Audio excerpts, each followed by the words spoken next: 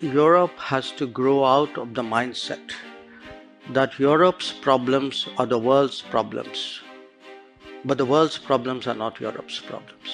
इस साल जून के महीने में भारत के विदेश मंत्री एस जयशंकर का स्लोवाकिया में दिया गया ये बयान विदेशी नीति में आए बदलाव का सबसे बड़ा प्रमाण था।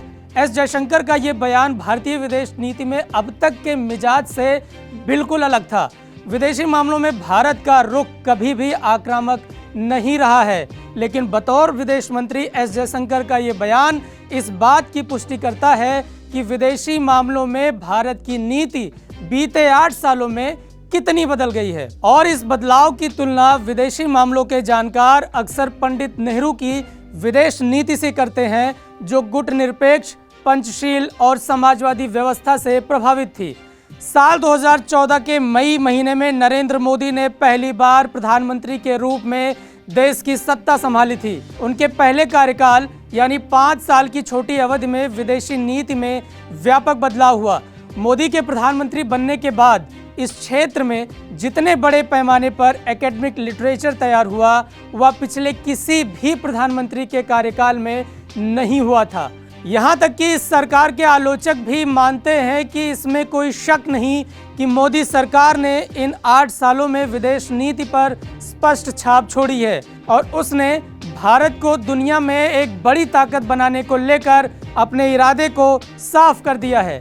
पीएम नरेंद्र मोदी ने अपने कार्यकाल की शुरुआत के पहले दिन से ही अपने पड़ोसी देशों को प्राथमिकता देने का सिलसिला शुरू कर दिया था। साल 2014 में प्रधानमंत्री नरेंद्र मोदी ने जब प्रधानमंत्री के तौर पर शपथ ली, तभी पाकिस्तान के प्रधानमंत्री नवाज शरीफ के साथ सार्क के सभी नेताओं को आमंत्रित किया था। उनका ये कदम दर्शाता है कि उन्होंने पड़ोसियों को प्राथमिकता देने की नीति अपनाई है।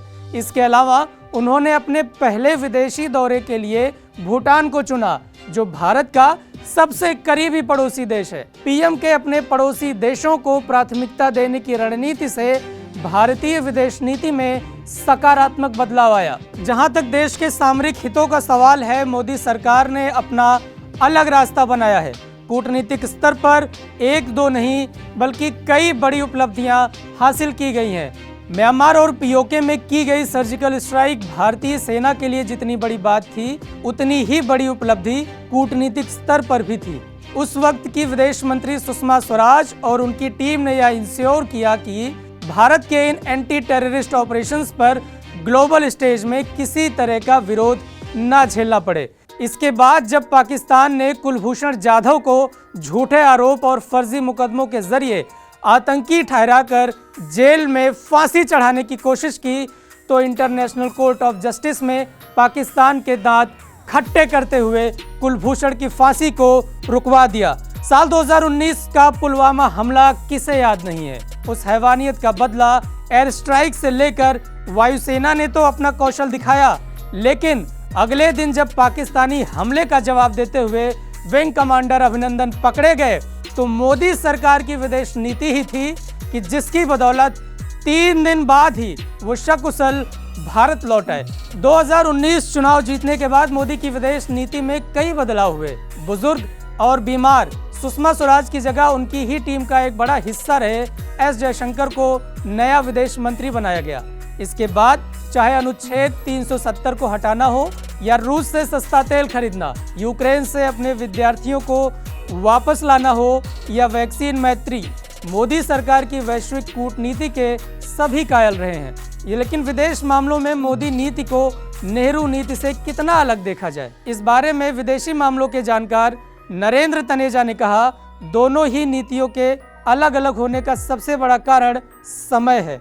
आज का भारत और आज का विश्व अलग है। उस समय नेहरू की विदेश नीति जो थी, उसमें नॉन अलाइनमेंट का ज़्यादा बोलबाला था और सोवियत संघ और अमेरिका में कुल मिलाकर एक शीत युद्ध चल रहा था। उस वक्त दुनिया 2 अलग खेमों में बटी हुई थी। ज़्यादातर देश विकासशील थे, लेकिन आज का जो विश्व है उसमें चुनौतियां बहुत ज़्यादा हैं। आज के समय में चीन बहुत बड़ी शक्ति के रूप में उभर कर आया है और उसका नज़रिया भारत को लेकर आक्रामक है। वहीं दूसरी तरफ अमेरिका अब उतना ताकतवर नहीं रहा है जितना पहले होता था। आज की जो दुनिया है उसमें भारत के लिए जो चुनौतियां हैं वो इतिहास में कभी नहीं रही। इसलिए आज की ज़रूरत और चुनौतियों के हिसाब से जैसी विदेश नीति होनी चाहिए, पीएम मोदी की विदेश नीति बिल्कुल वैसी है। हमारी विदेश नीति में लचीलापन भी है और दूरदर्शिता भी है। रूस, अमेरिका और पश्चिमी देशों के बीच कैसा संतुलन है। वहीं दूसरी तरफ रूस और यूक्रेन के बीच पिछले कई दिनों से युद्ध चल रहा है। इस दौरान दुनिया साफ साफ दो खेमों में बटी हुई नजर आ रही है। दुनिया के देश या तो अमेरिका, नाटो और यूक्रेन के साथ हैं या तो रूस के साथ। लेकिन इस बीच भी भारत का रुख तटस्थ रहा है।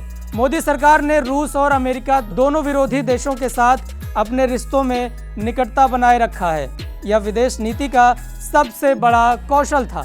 वहीं इस जंग के दौरान भारत की तटस्थता नीति भी क्वाड के देशों में खासकर ऑस्ट्रेलिया ने जमकर निंदा की। भारत का यह तटस्थ रवैया ऑस्ट्रेलिया और जर्मनी जैसे देशों को सीधे तौर पर रास नहीं आ रहा है। इन सब के बावजूद रूस यूक्रेन जंग में भारत ने अपनी तटस्थता नीति का पालन नहीं किया है। संयुक्त राष्ट्र सुरक्षा परिषद में उन्होंने रूस के खिलाफ मतदान में हिस्सा नहीं लेकर अपने स्टैंड को और मजबूत किया।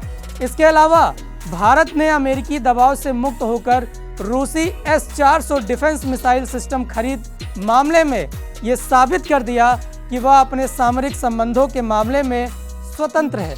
अमेरिका के तमाम विरोध के बावजूद भारत ने इस रक्षा सौदे में यह साबित कर दिया कि अपने रक्षा सौदों के मामले में भारत किसी अन्य देश के दबाव में नहीं आएगा। कुल मिलाकर यह कहना सुरक्षित रहेगा कि जहां नेहरू की नीति तटस्थ रहने की थी, यानी हम किसी खेमे में नहीं जुड़ेंगे, वहीं मोदी तटस्थ रहने की नीति के मायने अलग है कि हम जहां अपना राष्ट्रहित देखेंगे उस पर्टिकुलर टॉपिक पर हम उस खेमे से डील करेंगे। आपको ये वीडियो कैसा लगा हमें कमेंट बॉक्स में ज़रूर बताएं और ABP लाइव को सब्सक्राइब करें।